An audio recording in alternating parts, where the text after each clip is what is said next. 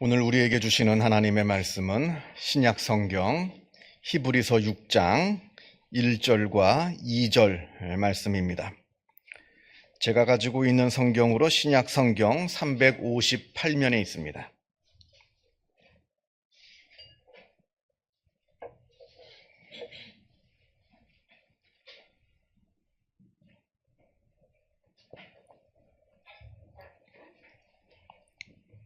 히브리서 6장 1절과 2절 말씀을 봉독합니다. 이 계시의 말씀을 봉독할 때에 살아계신 하나님의 음성을 다 함께 들으실 수 있기를 바랍니다.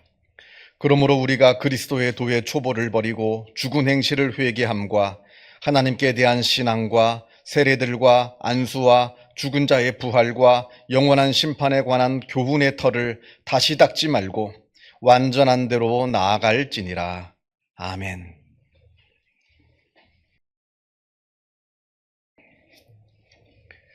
미국의 세계적인 비교 신화 학자인 조지프 캠벨이 쓴 천의 얼굴을 가진 영웅이라는 책이 있습니다. 여기서 비교 신화학이라고 하는 것은 세계의 여러 곳곳의 나라들에서 전해 내려오는 신화나 민담이나 설화들을 연구하는 학문을 말합니다. 이 비교 신화학이라고 하는 것은 물론 종교학의 한 일부분이긴 합니다만, 그러나 종교학이라기보다는 오히려 심리학에 더 가까운 학문입니다. 왜냐하면 이 민담과 설화 그리고 신화 속에는 우리 인간의 마음 깊은 무의식 속에 잠겨 있는 그 깊은 내용들이 그 이야기 속에 반영되어 있고 투영되어 있기 때문에 그러합니다.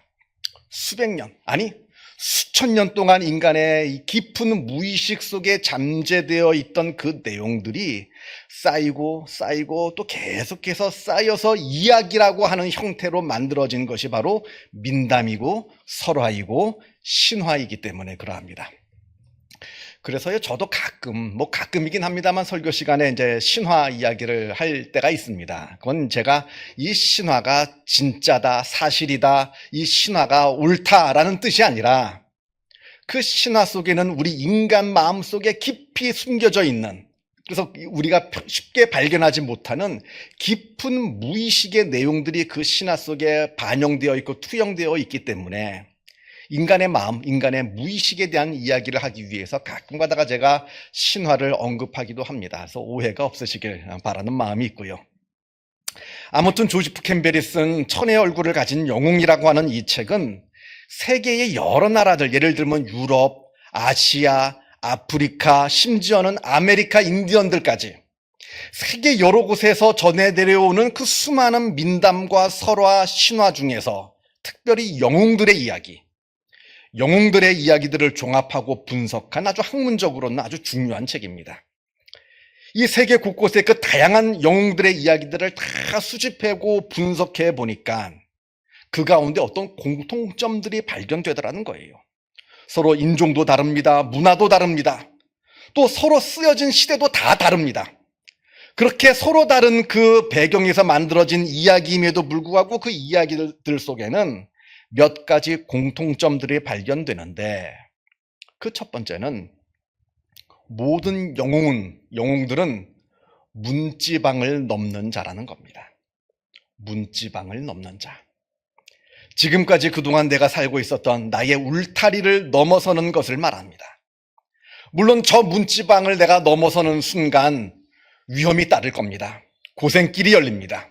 그러나 그것을 알면서도 자기의 울타리를 벗어나 담대하게 문지방을 넘어서는 자가 바로 영웅이 된다 합니다. 어떤 사람은 태어나기를 부유하고 안락하게 태어납니다. 그러나 그 부유함과 안락함을 다 뒤로 한 채 저 문지방을 넘어서서 미지의 세계로 나아갑니다. 또 어떤 사람은 가난하고 어려운 환경 속에서 태어납니다. 심지어는 노예로 태어납니다. 고대 시대의 노예로 태어났다는 것은 자기의 삶에 아무런 소망이 없다는 걸 말합니다. 그냥 절망뿐입니다. 그러나 그 타고난 운명에 체념하지 않고 새로운 용기와 소망을 품은 채 그 절망에서 벗어나기 위해 문지방을 넘어섭니다.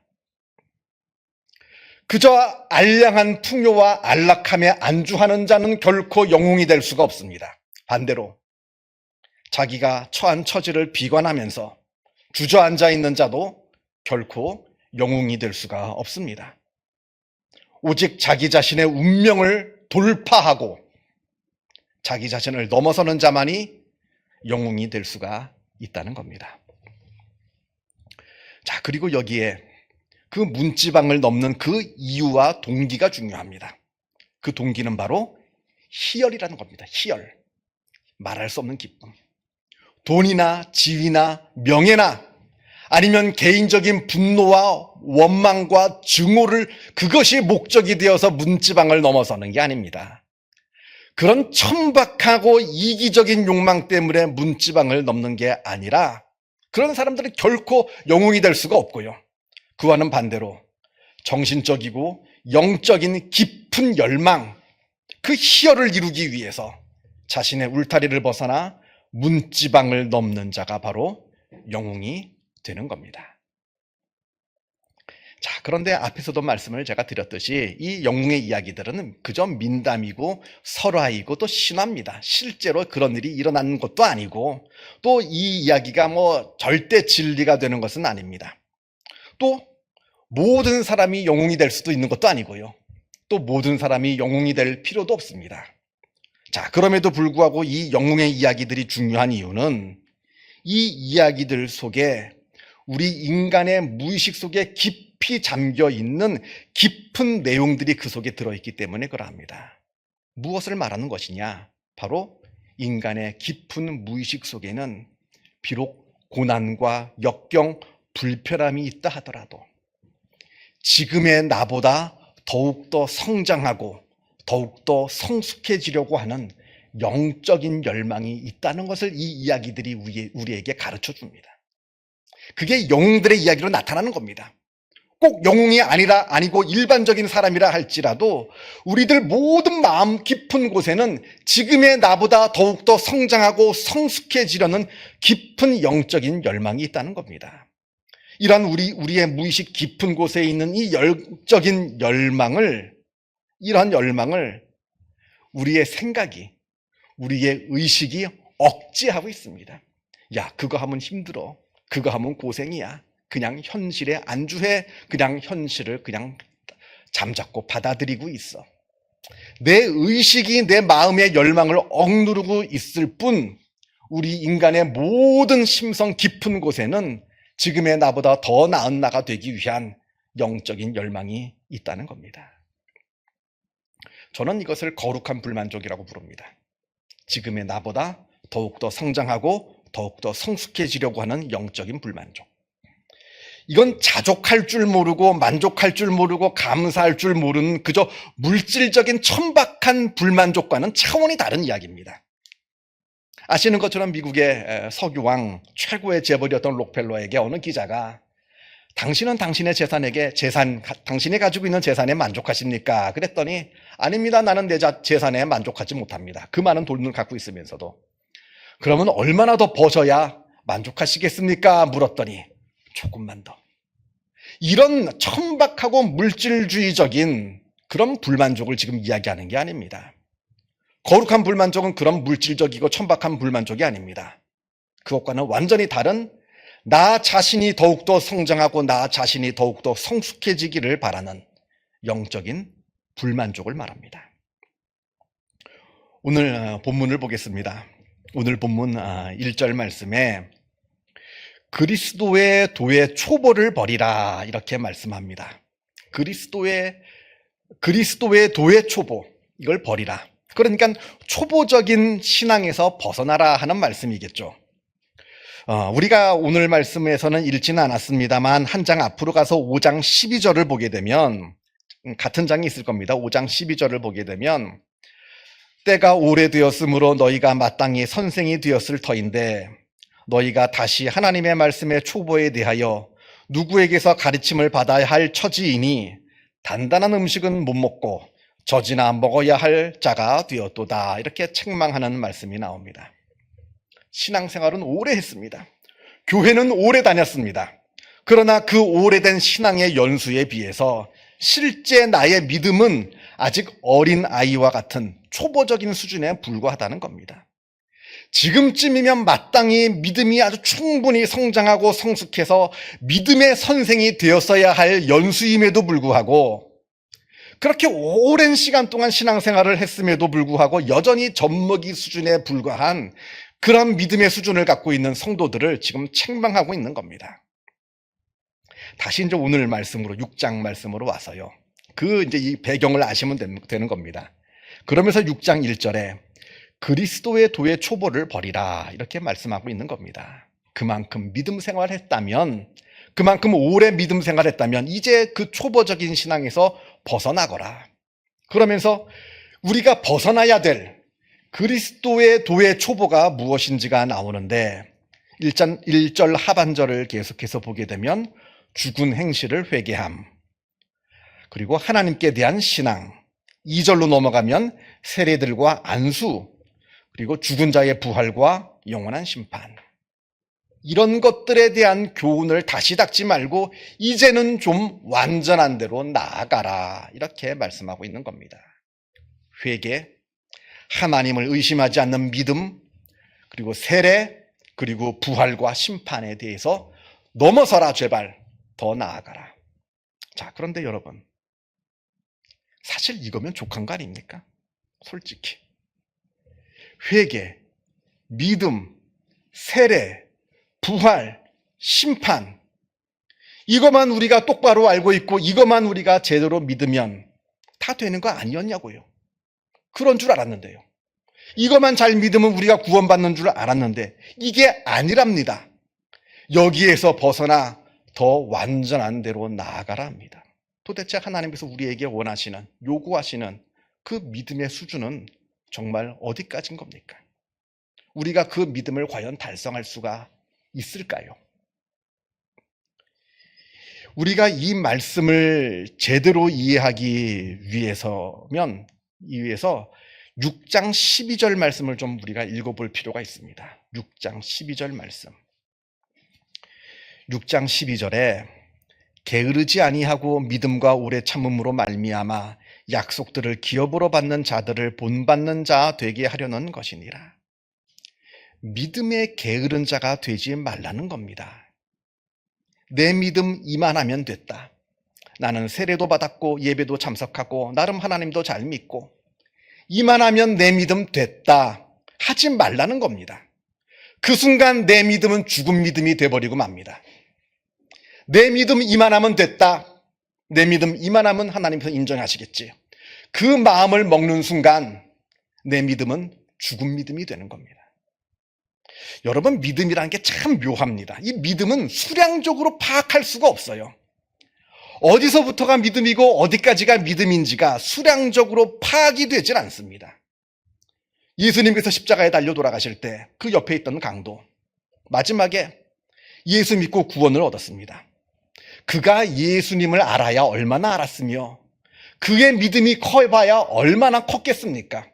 평생을 사람 죽이면서 살아온 강도질만 했던 사람인데 죽기 직전에 예수 믿고 예수를 믿었습니다. 그러자 예수님께서 오늘 네가 나와 함께 낙원에 있으리라 라고 하시면서 그 구원을 선언해 주셨어요. 구원받았습니다.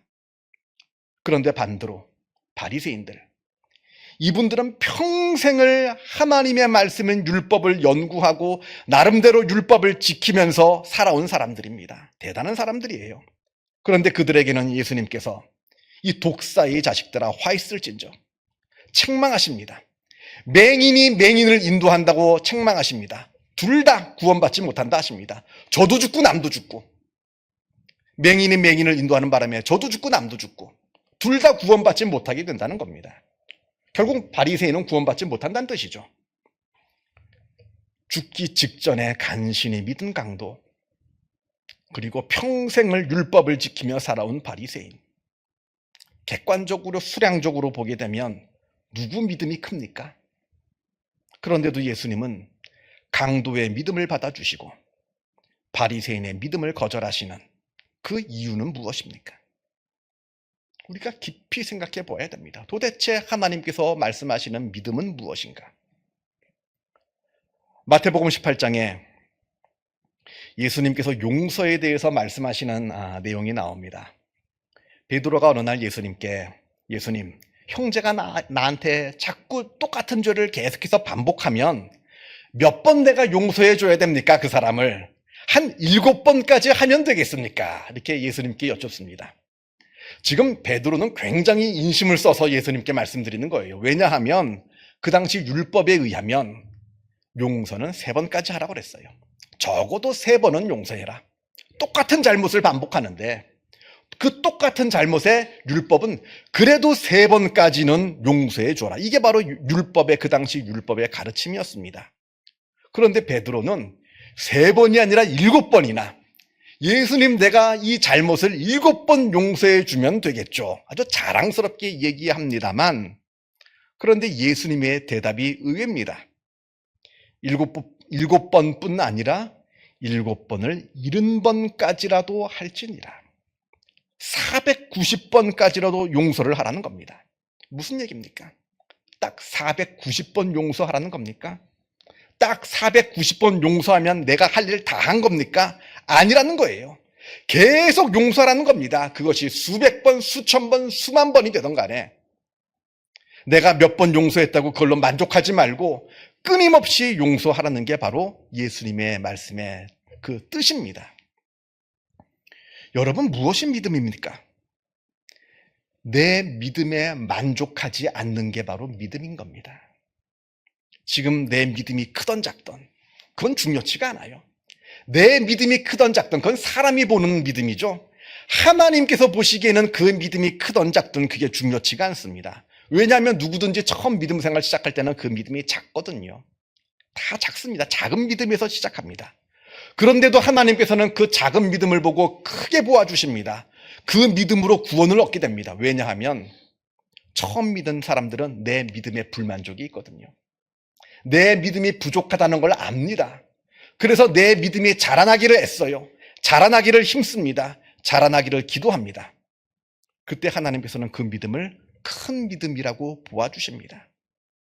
그러나 반대로 아무리 큰 믿음이라 할지라도 내가 말하면 이 산이 바다에 옮겨질 정도로 큰 믿음을 가지고 있다 하더라도 내가 내 믿음을 바라보면서 내 믿음 이만하면 됐지, 내 믿음 이만하면 된 거 아닌가 하는 그 순간, 그렇게 내 믿음이 자라나기를 포기하는 그 순간 내 믿음은 죽은 믿음이 되고 만다는 겁니다. 도스토예프스키의 까라마조프가의 형제들이라는 소설에 이런 이야기가 나옵니다. 이 소설의 주인공 중에 한 명인 알료사라고 하는 청년이 수도사가 되는 이야기입니다. 그 마을 사람들로부터 사랑받고 존경받는 수도사 조시마 장로에게 이 알료사라고 하는 청년이 복음을 듣게 됩니다. 이 청년은 무신론자예요. 여태까지 무신론적인 생각으로 그 생각과 마음이 사로잡혀 있던 그 무신론자인데 조시마 장로로부터 복음을 듣는 순간 하나님이 살아계심 그리고 영혼의 불멸을 믿게 되고 은혜를 받게 됩니다. 믿음에 대한 확신을 갖게 됩니다. 그렇게 복음을 깨닫게 된 이상 이 알료사라고 하는 청년은 과거의 자기로 돌아갈 수가 없었습니다. 과거의 자기로 돌아갈 수가 없어서 모든 것들을 다 버리고 그리스도만 따르며 살기로 작정을 하여 수도사가 됩니다. 그 받은 은혜가 너무 크기에 그냥 대충 2루블이라는 게 러시아 이제 화폐 단위니까요. 2루블의 헌금을 하면서 그냥 매주일 예배만 드리면서 그렇게 사는 것만으로는 내 마음의 영혼에 만족할 수가 없어서 내가 모든 것을 다 버리고 예수님만 따르기로 수도사가 되는 겁니다. 제가 이 루블이 얼마나, 이게 19세기 작품인데 19세기에 얼마나 화폐 가치가 있는 걸 좀 찾아봤더니 19세기의 고위직 공무원이 1년에 연봉을 200루블을 받았답니다. 그러니까 200루블의 연봉이니까 한 달에 11조 정도가 되는 거죠. 11조의 매주일 주일 참석, 주일 성수 된 거 아닙니까? 아니라는 거예요. 은혜를 받으니까 거기에 내 신앙을 만족할 수가 없었던 겁니다. 다 버려놓고 다 내버리고 그리스도만 따르는 수도사가 된 겁니다. 이건 지금 이 루브를 냈느냐 아니면 모든 것을 내버렸느냐, 그것보다 적은 헌금을 냈느냐 더 많은 헌금을 냈느냐, 이걸 지금 이야기하는 게 아닙니다. 주일 예배만 드렸느냐 아니면 내 삶을 완전히 수도사로 바쳤느냐, 이 형식적인 그 이야기를 지금 말씀드리려는 게 아니라 중요한 것은 만족할 수가 없었다는 데에 있다는 겁니다. 내 믿음, 내 신앙, 이게 지금 만족할 수가 없었다는 그 마음, 이게 중요하다는 겁니다. 여러분, 지금 우리 모두가 이 한자리에 앉아 있습니다만 여기 모여 있는 우리 모두도 다 자기 처지가 다르고 다 믿음이 다릅니다. 또 믿음의 연수가 다 달라요. 그러나 이런 외적인 모습들은 중요치가 않아요. 내 믿음이 얼마나 크냐 작냐, 내가 믿음이 얼마나 오래되었느냐, 이건 중요치가 않습니다. 중요한 것은 지금 현재 내가 내 믿음에 거룩한 불만족을 가지고 있느냐.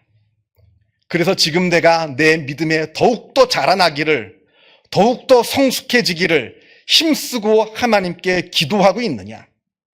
그렇다면 하나님께서는 지금 내 믿음을 인정하실 겁니다. 큰 믿음이라고 보아주실 겁니다. 그런데 아무리 오래된 믿음 생활을 했다 할지라도 지금 내 믿음을 바라보면서 아무런 불만족을 느끼지 못한다고 한다면, 죄송합니다만, 물론 제가 정확하게 알 수는 없죠. 저는 하나님이 아니니까. 어쩌면 하나님께서 천국문에서 나는 너를 알지 못한다라고 말씀하실 수도 있다는 겁니다.